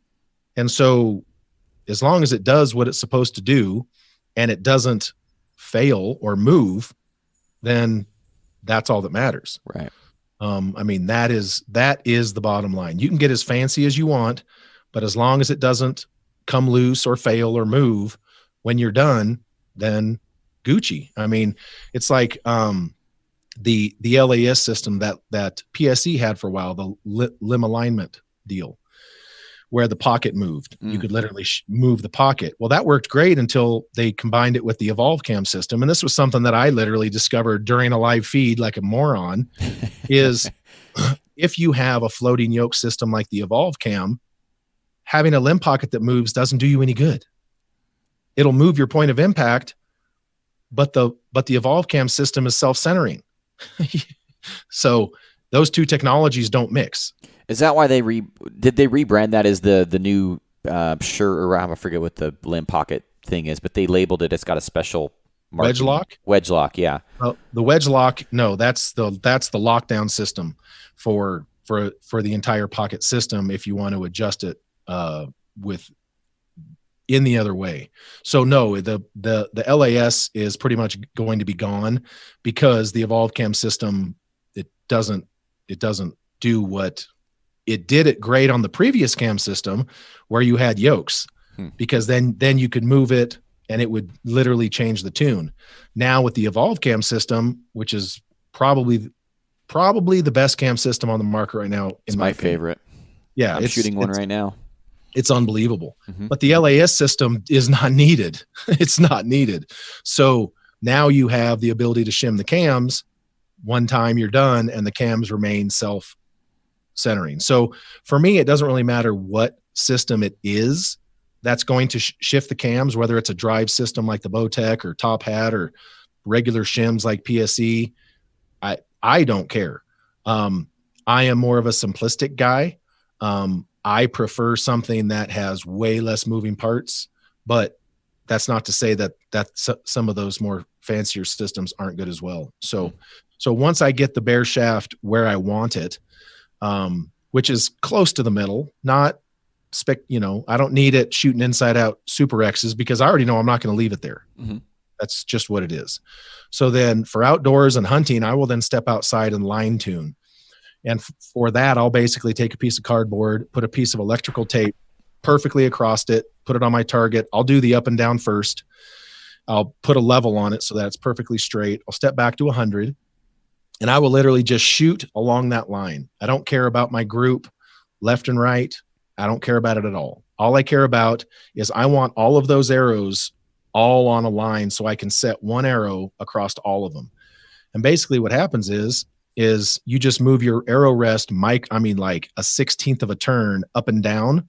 You got to pick one because generally you'll shoot and your arrows will be, 2-3 inches in an up and down group. And people are like, ooh, at 100, that's great. Well, because you're not focusing on shooting a group and because you're not focusing on shooting left and right, you only focus on shooting the up and down portion, and you would be shocked how good you can shoot. Now, my group may be 14 inches left and right, but you can literally take an arrow and lay it on all those, and it'll touch every arrow when I'm done. That's what I'm looking for. Then I will rotate the cardboard to where it's up and down, and that same tape line, and I'm not trying to hit the tape. Actually, I make sure I don't hit the tape, because then I got to replace the tape. It's not about hitting the tape. It's about getting all the arrows on a line. Then I'll turn it so it's up and down, and I'll do the exact same thing at 100 yards. And then I'll move my arrow rest left and right until all those arrows are straight up and down. That's line tuning. Then I will go back and I'll re-sight in at 100, because that's kind of important, shooting at a dot until I get sighted back in. Then, and here's the important part, when I go hunting or when I go to a tournament or anything, I bring one bare shaft. And here's why. When I'm done line tuning, I will go back to usually about 25 yards, and I will shoot that bare shaft and see where it goes. And it won't be in the middle. It'll usually be, for me, it'll usually be about 1/2 to 3/4 of an inch low right. Really? At about 4:30, sometimes 5 o'clock. 1/2 inch maybe, 3/4 of an inch tops. That is the most precise tune that bow will ever have. So I'll take a picture of it on my phone, and I'll have the date stamp on there. So if I go to a tournament, or like last year, if I go hunting in Alaska, 2 years ago, I go hunting in Alaska and eat shit because I'm not made for walking in the tundra. And I am concerned. So if I'm at a tournament and it's not shooting as good as I think, or I fall like I did in Alaska, I'll take that bare shaft, I'll go to 25 yards, and I will shoot at something. And if that bare shaft is not in the same orientation as it was in the picture from my fletch shaft, I know something on my bow has changed. It's a reference. That makes a lot of sense. There was a video I wanted to pick your brain about where Jesse Broadwater was talking about, I think he might have been showing off, but he was shooting 100 yards, and he was talking about bare shaft tuning or in something, and he basically took something and he shaved each vein off to where it was just, you could just see the color of the vein on the shaft. Then he put it back on his arrow, and he just punched a bullseye at 100, and it was like, holy shit, you didn't even have a vein. Right. Technically. At what point do people need to be that good, and what point is that just overkill? Well, I actually did that last year to prove a point with my hunting bow. I shot a bear. I was line tuning, and I shot a bear shaft at 100, and it literally hit on the exact same plane as all my fletched arrows. Now, I didn't leave it there, but I did it just to prove a point. That is so overkill. It's not even funny. And here's why. Because generally speaking, that is not going to be the most forgiving tune. But the bigger factor is 99%. I'm not saying I'm anything special, and I'm most certainly not Jesse Broadwater, is the quality of the shot you have to make with a bear shaft at 100 is pristine. Like, to say you have to make an inside out Vegas X type shot is an understatement. It is incredibly difficult to make that good of a shot for a bear shaft to perform at 100 yards. There can be no wind. You can't have any bobbles in your hold. You can't have any issues whatsoever with your shot execution. It has to be literally a perfect shot, because a bear shaft will amplify any movement you have. It'll amplify a little bob at the end, and your bear shaft will miss by 1.5 feet. So you have to perform and execute an absolutely unbelievable shot at that distance. And to be honest, it's just not necessary. Some of us do it because it's fun. It keeps things interesting. To do it, to see if we can do it. Like when I did it with my hunting bow last year, I did line tune for a bear shaft at 100. However, what ended up happening was in the interim distances, I found that I had a little bit up and right, because what ended up happening is my rest had to be a little too high to maximize overall performance in order to get the bear shaft to do what I wanted it to do at 100.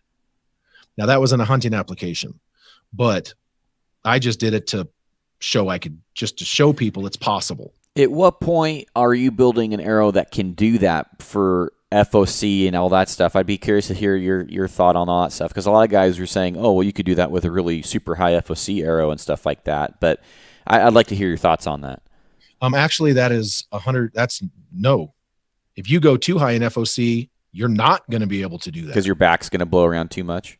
Yeah, you're just not going to be able to do that. Look, FOC is great. FOC is fine. But for those of us that shoot and have shot professionally, you think Levi Morgan runs 30% FOC? You think you think Randy Ulmer does that? You think no one does that except for people that want to intentionally shoot at shoulder bones, or people who want to have some sort of other label to hold on to. And I'm not saying dude, shoot 50% FOC for all I give a shit. I'm just telling you, don't come at me and say that it's more accurate than any other build, because you're full of shit. Mm-hmm. And so when I go to build a tournament arrow, I've been doing this so long. I haven't measured FOC in over 10 years. Why would I need to do that? I already know. When I build a target arrow, like when Easton came out with the 140 grain tungstens, everyone's like, oh, 140 is going to be the shit. I got some. I threw some in. I tuned them up, and they shot worse. Really? Just like they did for Steve Anderson. They didn't shoot better for me, so I went back to 120s. So will I ever try that again? Nope. So when you talk about a hunting arrow, I tested this so long ago, I don't need to mess with it anymore. I shoot a 31-inch 260 axis with a 75 grain insert and a 100 grain broadhead. And 3 hybrid 2.6 or max stealth vanes with 1 degree in the Fletch 3 jig, and they pound hole. I'm glad to hear you say 1 degree, because I've shot like a slide offset 1 degree for 10 years. It's just whatever. I just copied whatever you could buy, grabbing an Easton off the shelf that was pre-fletched. And they're always just slightly angled, right? And so that's just kind of what I copied. And I'm starting to shoot a little bit more helical just to play around and stuff, but I've never absolutely needed more helical to get my broadheads to shoot. And some of these guys are just preaching helical like no other mother, and I'm just like, I don't know, choose your lane, I guess. But and how good's your bow tuned? Maybe you need all that. Maybe you need all that extra vane spin on there to hide a shitty tune. Who knows? I'm not saying that's a reason, but I can tell you that I have fletched up years and years ago. I fletched up a dozen arrows with 3 different offsets and helicals on them and shot at 100 yards all day long. And guess which performed the best? Time after time after time. 1 degree. About 1 degree. So, okay. And in the target world, you can actually get into a phenomenon called parachuting. Yeah, I've ran into that. Yeah, where if you have too much spin on the back's trying to slow down faster than the front, and after about 65, 70 yards, the back of your arrow starts to make a loop, and your groups open up. Oh, yeah. Back when this is a few years ago, I was shooting a Halon 6, and I was shooting, I was trying to get on the map and do stupid stuff, and I was shooting for the longest record, and doing it officially and everything, and I was trying different arrows and different FOCs and different vanes, and the vanes made the biggest difference. Absolutely. And between a low profile vane and a regular blazer vane that you get when you buy an Axis, it was 15 yards difference. The low profiles would go. I was getting an actual, and the angle was slightly different on those as well. Yeah, drag plays a huge role. Oh, yeah. I mean, and it depends what broadhead you're shooting. Like for my arrow, 31-inch 260 axis, 175. And with just 3 max stealths or hybrid 26s with 1 degree, I won't shoot a fixed blade broadhead at the same dot at 80. Really? Because I'm lazy. And I don't like to fix shit. Yeah. I have did it. I actually went last year, the year before, when I was doing all that tuning outdoors, I did that. I'm like, nothing's going to happen. I ruined an arrow. I was so pissed. I'm like, this is what I get. This is what I get. This is karma. It's what I get. It's the universe telling me that you're a jackass and you should have listened to what you preach. Because I preach, hey, if your stuff's shooting good and you're a good shooter, don't shoot broadheads for a group because you're stupid. Right. Now, the arrow companies and the vane companies, thank you for your business. And I did it. And literally it bit me in the ass instantly and literally split the back of an arrow. I was so pissed off. And so whether if you're shooting a mechanical, oh dude, Katie bar the doors, man, it's literally going to be, it's going to shoot better than anything you can imagine. But for me, there's been times that I literally believe that my 260 axis with those 3 vanes and a total of 175 grains up front doesn't shoot as good or better than my X10s outdoors. Heavy as shit. It's freaking almost 600 grains, doing 278, 280. Jesus. Dude, pound hole. Find hole, pound it. It absolutely strokes.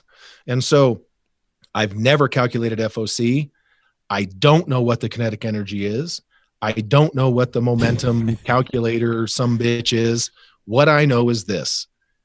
My damn near 600 grain arrow hitting any living creature at almost 280 feet per second, although that's out of the bow, so don't send all your hate mail to Garrett.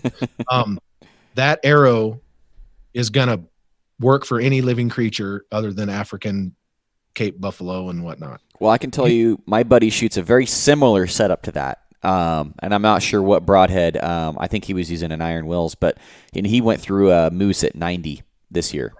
And the fletchings were caught, I think, on the so it was a hard pass through, but that was a moose. Yep. And that's pretty much your setup. Yes, exactly. And look, Iron Wills are an amazing head. That's what I used when I went. I didn't get a chance to shoot at a moose up in Alaska because I didn't have a 200-yard pin and it got 70 degrees on us. But the Iron Wills impressed me more than you could ever imagine because I'm harsh on things when it comes to my expectations. A lot of people are like, well, you just got to put them on, then you got to tune them and you got to make sure you got to I'm out. Sorry, dude. If you're paying $20 a goddamn broadhead, you shouldn't have to do shit but tune your bow and make sure your arrows are built properly. Right. I'm sorry. So for me, like when I step outside my back door onto my concrete, it's 85 yards to my bale. That's not by accident. So when I step out there, like years ago, Dale Perry had the original Gravediggers.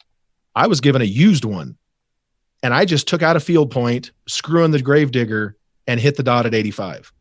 I was like, holy shit, that's impressive. Iron Wills, I literally did the same thing. I got them. I just literally screwed one on. Hey, look, if I can't screw on that broadhead to my tuned bow and my tuned arrows and not have to change everything to accommodate the head, then it's the wrong head. That's just my opinion. And I know there's probably fanboys out there that are like, whoa, that's not fair. Then don't tell me how good your broadheads are. If I can't, because I will say this. My hunting bow and my arrows are probably tuned better than most. That's just being honest. Yeah, it's fair to say. So if I can't screw on a broadhead that's that expensive and that high end and it not hit where I relatively need it to hit, then you need to change your marketing. Just to be honest, don't make claims you can't back up. Don't write checks your ass can't cash. And so I screwed on the Iron Will and I stepped out on the back porch or, the back patio, and I dialed the sight down to 85 and I did let down because this was a cold bore. So it takes the big rig time to get up to speed. And I let down once, drew back, and the pin settled 6 o'clock X-ish. And that shot broke. And that arrow literally only missed the bottom of that dot by about an inch. So left and right was spectacular. And as far as I'm concerned, that arrow only hit about an inch and a half because I don't shoot at an 80-yard dot at 85. I shoot at a 50-yard dot at 85. So that arrow literally only hit an inch to an inch and a half lower than what I would have expected, like with my field points, not other. And I walked down there and I was like, all right, that'll work. Went back in the house, changed over to iron wills, and then I was a smart ass, and that's when I ruined an arrow. Oh. Right. But that, and that's just my personal expectation. So whether it's a broadhead or strings or a bow or anything like that, if you're going to make claims, then I am going to, not like I'm going to publicly flog anybody, although I've been known to do that. I'm going to hold your marketing to the fire. And if you tell me how good your broadheads are and they fly like field points and this, that, and the other, when I put them in my rig, knowing how good my rig is tuned, I better not have to change a whole lot. Well, to me, when you're getting broadheads to shoot that, I mean, because I imagine you shoot a ton of different stuff too, testing stuff out. Right. It seems to be, that tells me more about your tune than it does the broadhead, because it seems like most broadheads nowadays that I've shot anyways, if my shit's tuned and I'm doing my job, it typically does go where it needs to go. How often are you getting ones to deviate? Quite often. Really? Because there's let's just say, because I don't want to put anybody on blast. That's fine. But I will just say that there's at least half that don't. Oh, yes. Really? Yes. Like, obviously Dale Perry created Gravedigger, but when he sold, they outsourced that to China. Those no longer shoot the way that they did. Just being honest with you. Dale's new broadheads, Evolution Outdoors, they do. Levi Morgan's Schwackers, and I know a lot of people are like, for some reason, I don't know why people hate on Schwacker so much, but whatever. I had no problems screwing on a Schwacker. Now out here on the left coast, expandables, I don't care.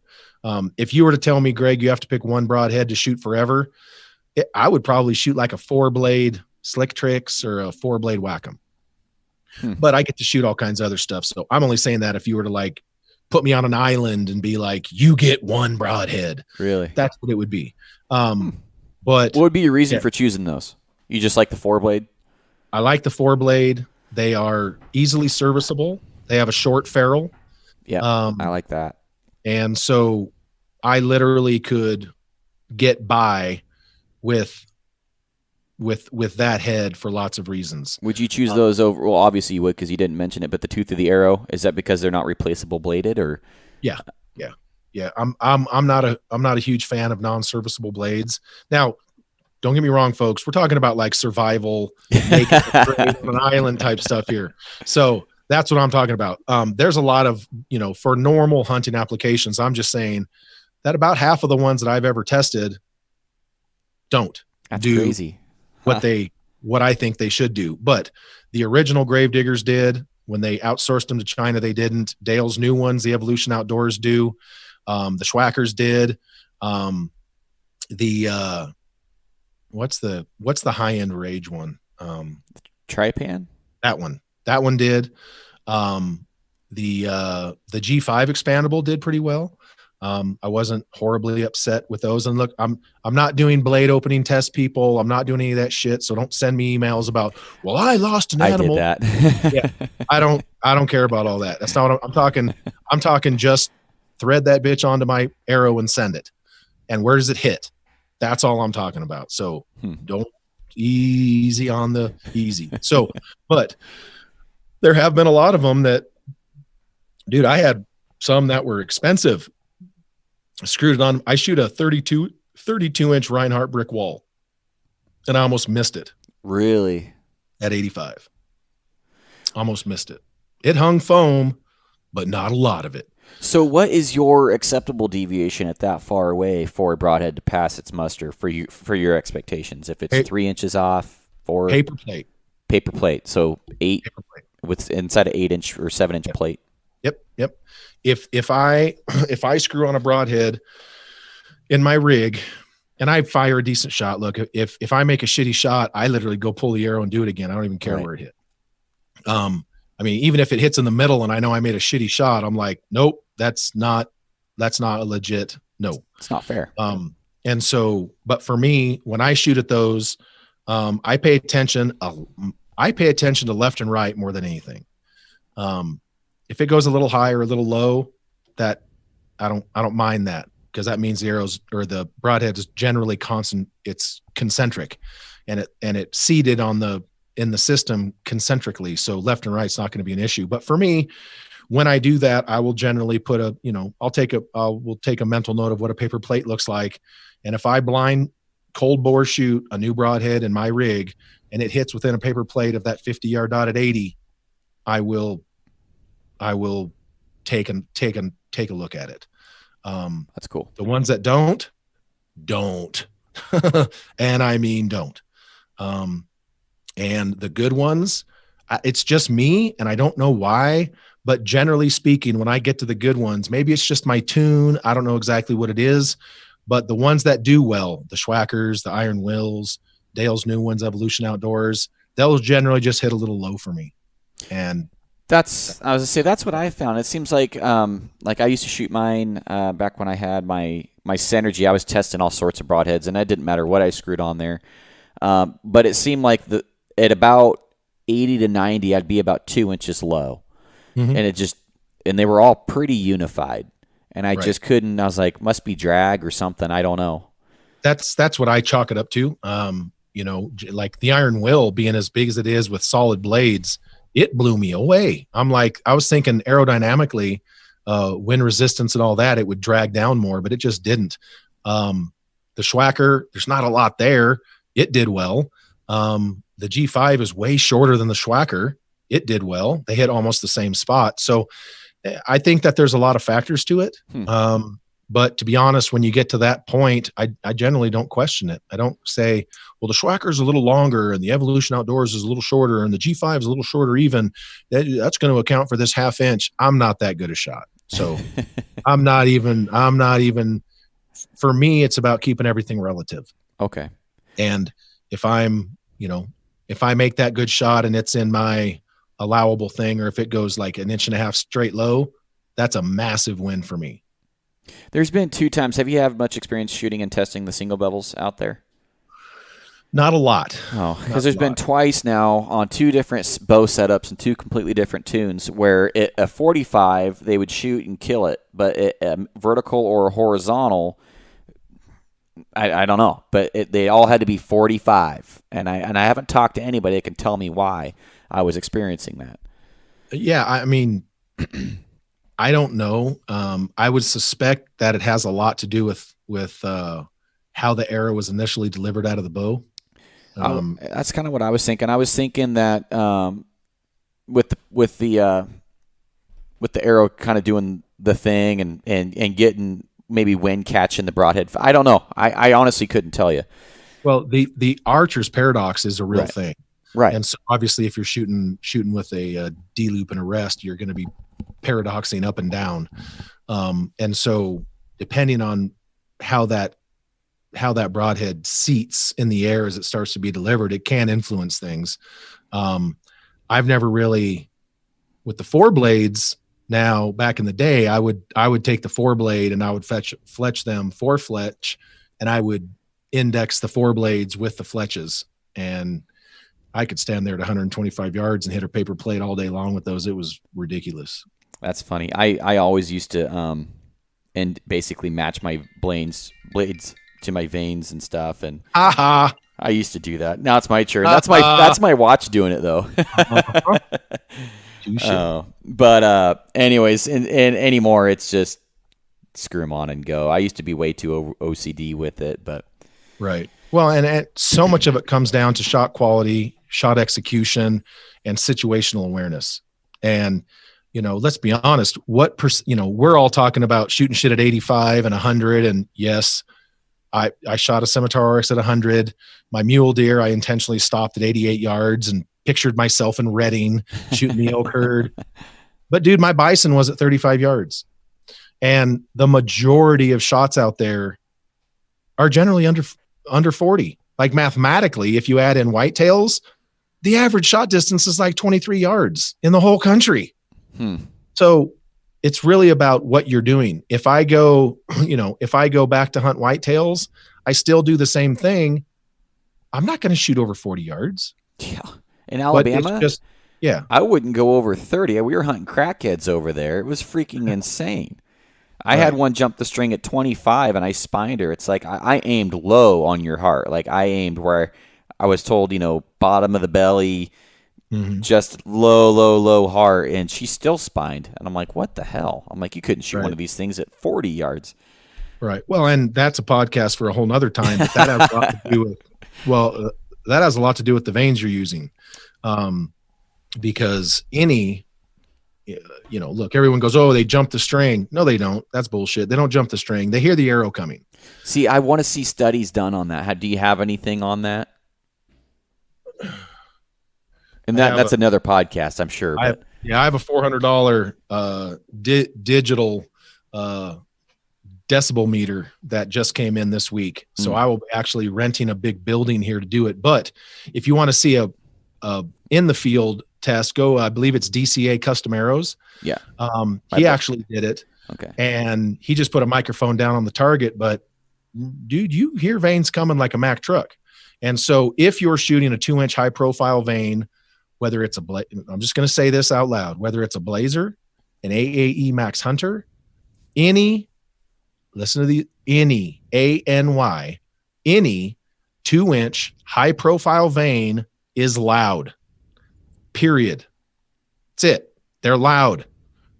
They are the loudest vein on the market, regardless of what manufacturer it is. AAE's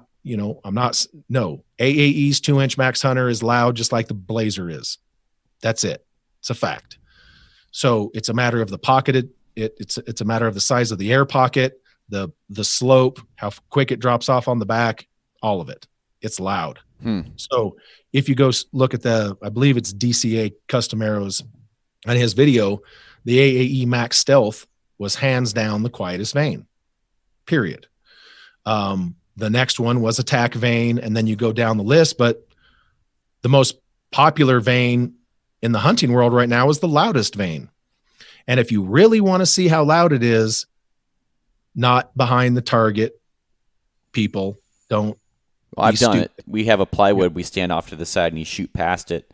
Yep. And you can hear it. Yeah. Shoom. Yeah, absolutely. So loud. If you can hear it coming and you're a human, and we have probably some of the slowest reaction times in nature.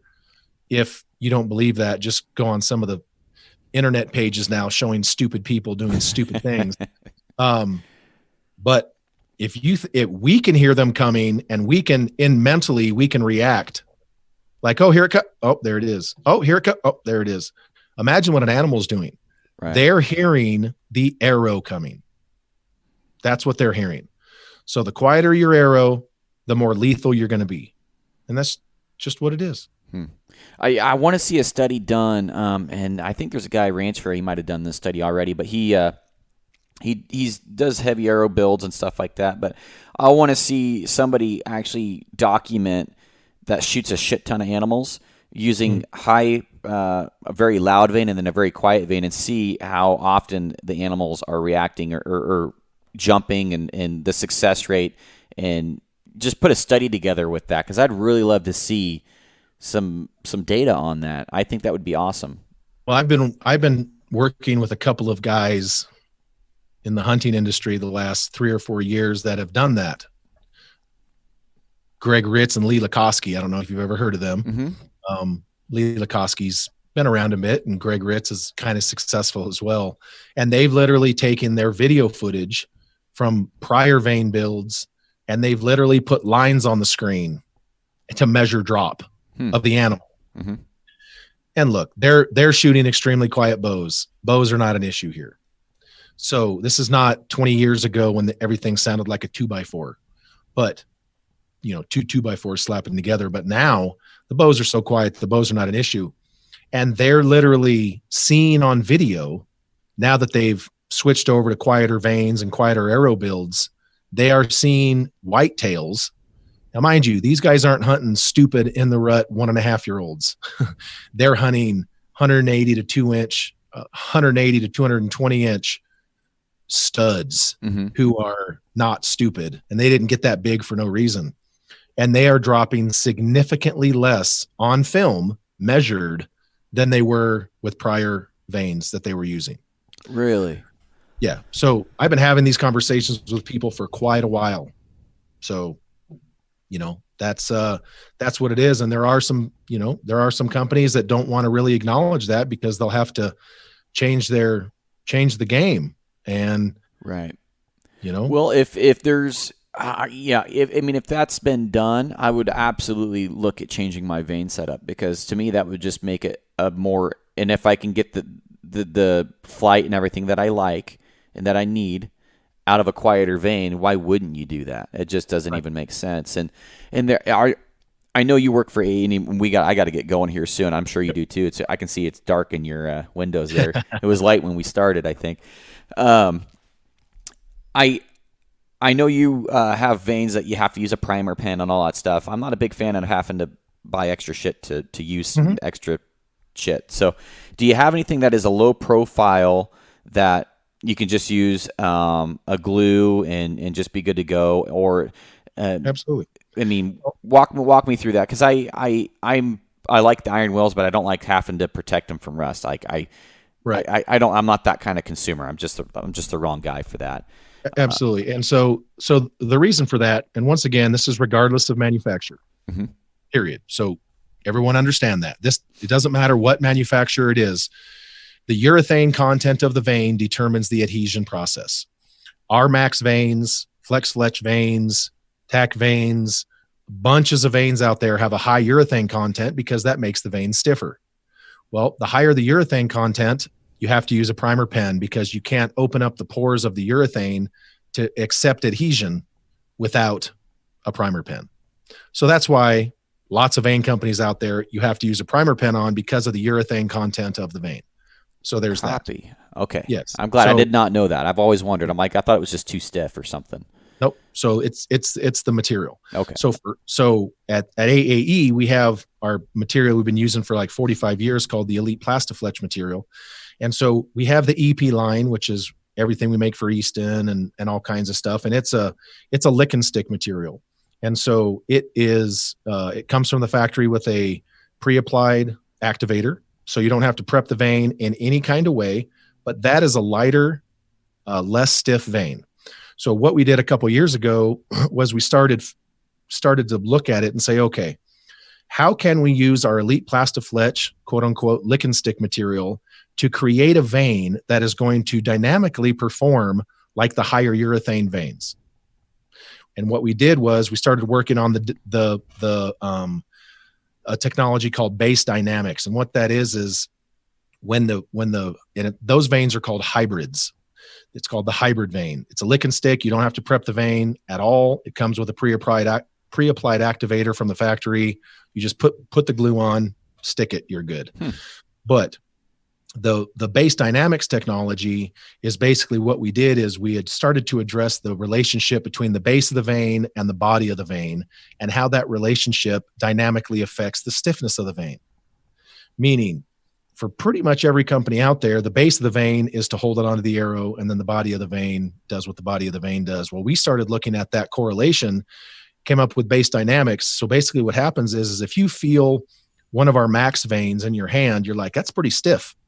And then if you feel the exact same vein in our hybrid material, you're like, this is a lot weaker.